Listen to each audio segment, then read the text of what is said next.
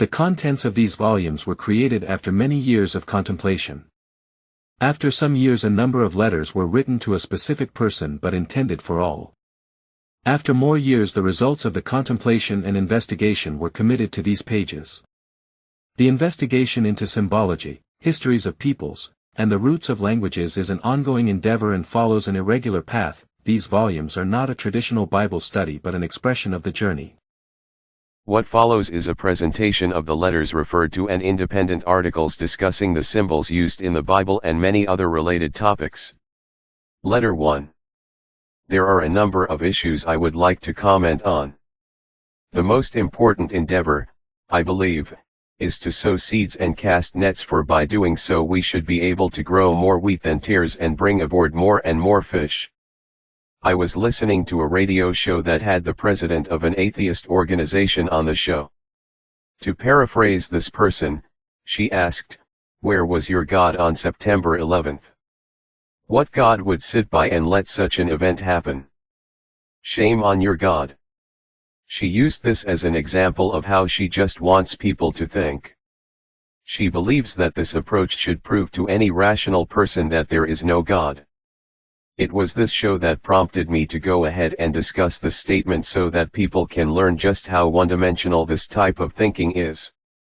To answer her question requires not only a good knowledge of the Bible but also a good understanding of it. My purpose in this letter is to demonstrate that the only logical, reasonable conclusion one can make regarding the nature of our reality is that it was created. This is the only possible outcome regardless of one's faith and even if one has none. It is my conclusion that the earth is ancient.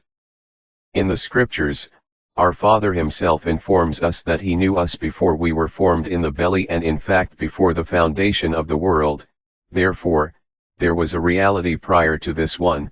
Jeremiah 1 verse 5, "Before I formed thee in the belly, I knew thee, and before thou camest forth out of the womb I sanctified thee, and I ordained thee a prophet unto the nations." Ephesians 1 verse 4, "According as he hath chosen us in him before the foundation of the world, that we should be holy and without blame before him in love." His words apply to all who are on, have been on, and are yet to come to this earth. The fact that we existed prior to the foundation of the world leads me to conclude that we also existed in a previous universe, for it is in the very beginning of the Bible, in Genesis, that this universe and the earth were founded. Science is the result of man's investigation into his reality. Thus, for those of us who have faith, we need not discard science out of hand since it is God's creation man investigates. Although it is not always perfect, science helps us to understand the Bible better than we could without it. Once one realizes that science and our Father are intimately related, one can then demonstrate very simply that our universe was created, because we do not have to fight the theory of the Big Bang, or any other event. The only alternative to creation is random processes, and once you understand that the Bible informs us that we existed before the foundation of the world, and before the uterus, we can conclude that the earth is indeed ancient. It is just that it was occupied by spiritual beings and then by flesh beings afterward. After all, our Father also tells us that he did not create the earth void and formless, Isaiah 45 verse 18, "For thus saith the Lord that created the heavens, God himself that formed the earth and made it, he hath established it, he created it not in vain, he formed it to be inhabited, I am the Lord, and there is none else."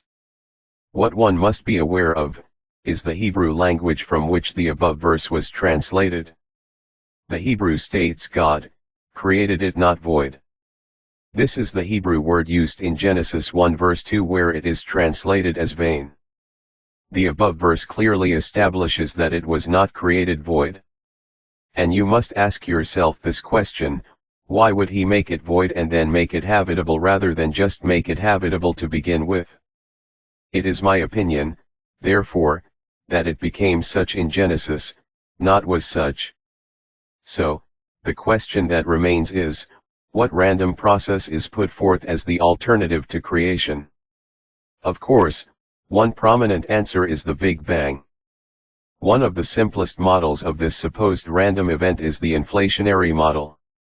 This model requires only 1 ounce of matter and a type of vacuum not known to exist or able to be created by man. One of the chief proponents of this model was a theoretical physicist by the name of Alan Guth. In one of his articles, he states that these requirements mean that a universe can arise from essentially nothing, just 1 ounce of matter and a vacuum. This approach is a major fallacy, however.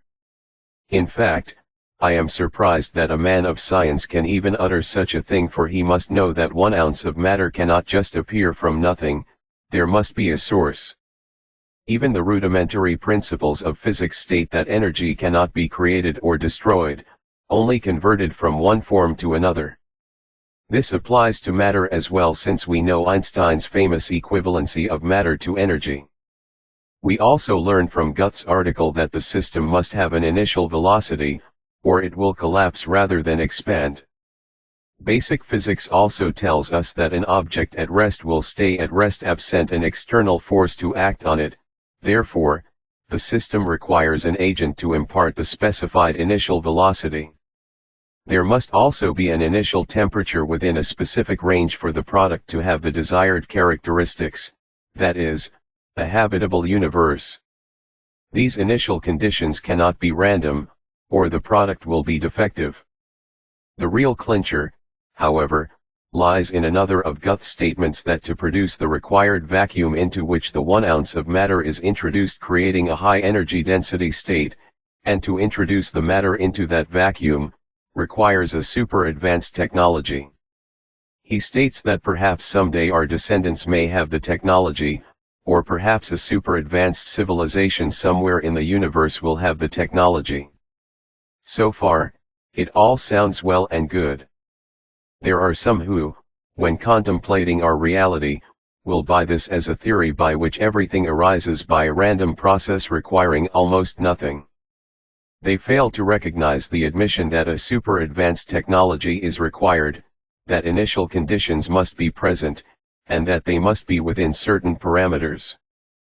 But they also fail to make this one most important conclusion: since a universe already exists, specifically our universe, the required technology already exists. It is this technology that our Father wields to harness and manipulate the energy of a universe. Thus, even the theory itself proves that, logically, creation must be the only source. And since the theory holds that the child universe is independent of the parent universe, I even go further and tell you that the parent universe from which ours was created is where you will find what man refers to as heaven.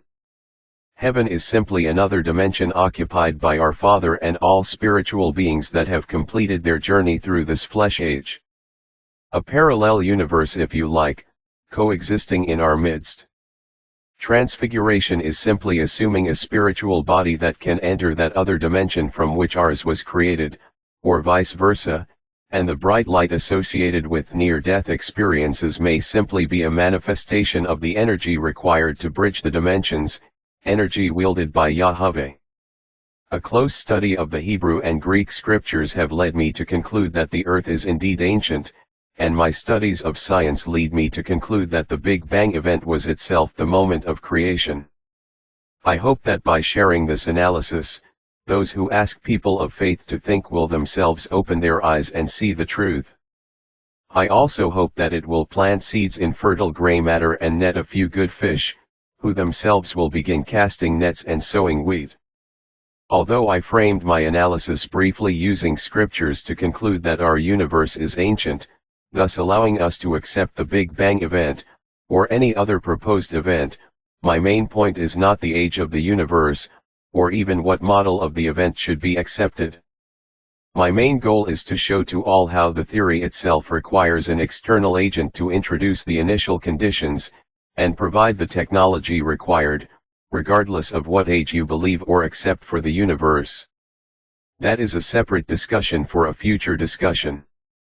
For this discussion, there can be only one logical, common sense, reasonable conclusion regarding our universe despite one's position on religion: it was created by an external agent from a parent universe, regardless of what one believes that agent is.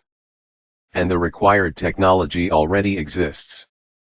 I will discuss the theory of evolution in future letters. Suffice it to say, at this point, it is not logical nor is it supported by science, contrary to many educated opinions. Just one other thing for now, do not despair, for our Father grieves that he made man flesh also.